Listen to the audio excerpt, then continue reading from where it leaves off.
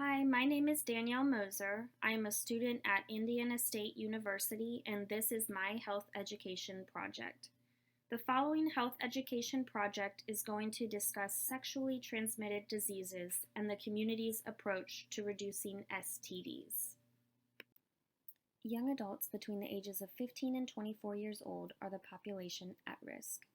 Using participatory action research, the population at risk will be educated on research and resources available in communities to help reduce the spread of STDs. This project will also explore adequate sex education and the availability of screening clinics. Participatory action research is an approach in research that involves researchers and participants working together in an attempt to better understand a problem, in this case the spread of STDs, and collaborating together to find ways to promote change in a community. This health education project includes 4 learning objectives. By the end of this presentation, patients will be able to 1. Identify the most common sexually transmitted diseases, 2. Understand at least one health complication related to STDs, 3. List at least 2 ways to reduce the spread of STDs, and 4. Name at least one facility in the community where he or she can be screened. I'm now going to give you a pre-test so we can see what you already know about sexually transmitted diseases. What is a sexually transmitted disease? Sexually transmitted diseases, also referred to as sexually transmitted infections, are very common infections that are spread through sexual activity, including vaginal, oral, and anal sex. Not all infections cause symptoms or may only cause mild symptoms.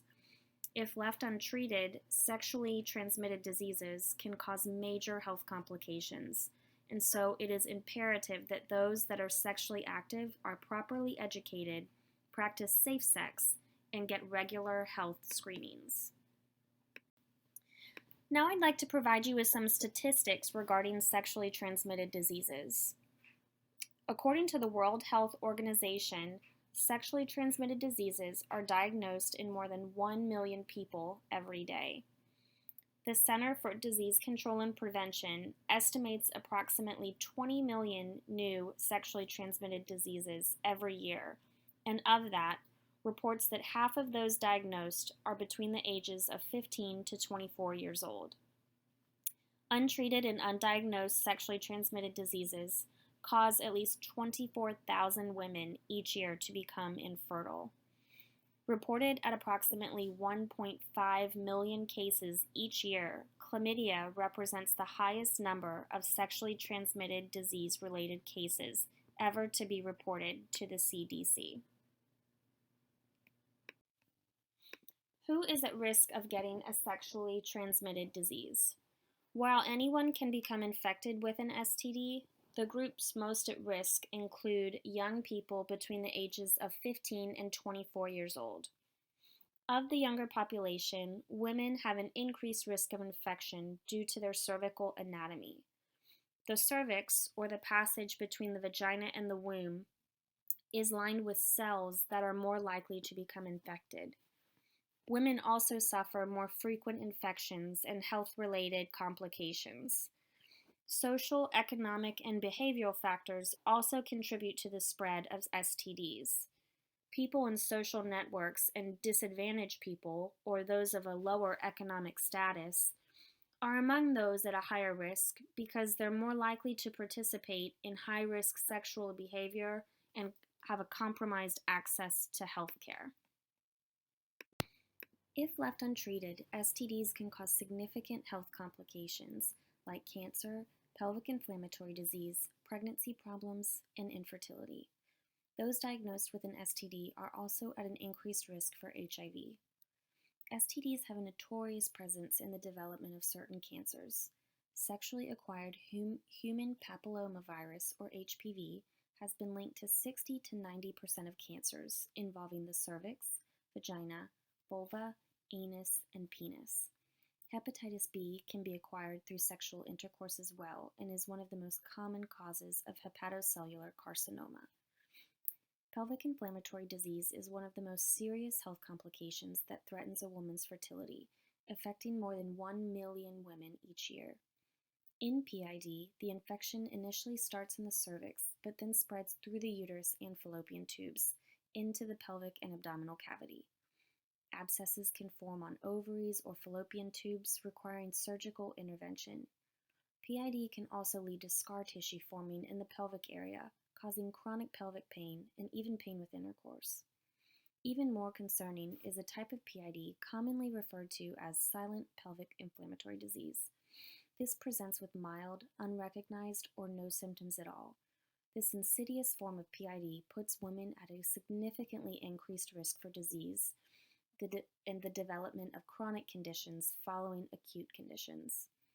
If a pregnant woman becomes infected with an STD, she is at risk for transmitting the infection to her fetus through the placenta, known as congenital infection, through passage of the birth canal, known as perinatal infection, or transmitted through close contact or breastfeeding.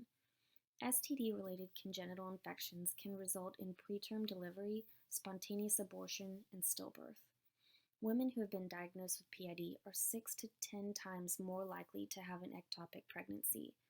An ectopic pregnancy occurs when a fertilized egg grows outside of the uterus, usually attaching inside the fallopian tube. If not treated, these pregnancies can cause the fallopian tube to stretch and rupture, causing internal bleeding, infection, and in some cases, death. Sex education in schools. As of 2016, only 24 states and the District of Columbia required that sex education be taught in public schools. In 2011, a survey comprised by the CDC found that 47% of high school students reported that they have had sex, and of that percent, 15% admitted to having 4 or more sexual partners. With stats like these, it is imperative that there be adequate sex education available in schools. Of the 24 states that mandate sex education, only 20 states require that the educational material be medically, factually, and technically accurate. So where can you get STD screening? STD screening requires a sample of blood, urine, saliva, or even an oral or genital swab. So it is important to be screened by a medically trained professional. Private clinics, such as your primary care physician, pediatrician, or OBGYN, offer screening, as well as public facilities like your local health department, and institutional agencies like the student healthcare clinics that can be found on college campuses. The CDC found that the most common reasons for people choosing where to get screened for an STD include availability of walk-in services or same-day appointments, affordability of care, concerns regarding privacy, and convenience of location. Thus, a few ways that health clinics can help to prevent barriers between patient care and accessibility would be to provide care at little to no cost, keep care confidential, and be conveniently located and available to the growing need, even if it means extending hours or having a referral system in place if unable to meet the demands of the patient load. I'd now like to give you a post-test to see what you now know about sexually transmitted diseases and how you can help your community reduce the spread of STDs. Sexually transmitted diseases continue to be a growing health epidemic, and so it is important now, more than ever, to create an effective health system of healthcare resources and sex education to better support individuals, families, and communities in preventing sexually transmitted diseases and the possible medical complications that are known to occur from these infections, and to break down healthcare barriers and ensure the accessibility of STD-related health services to everyone in the general public.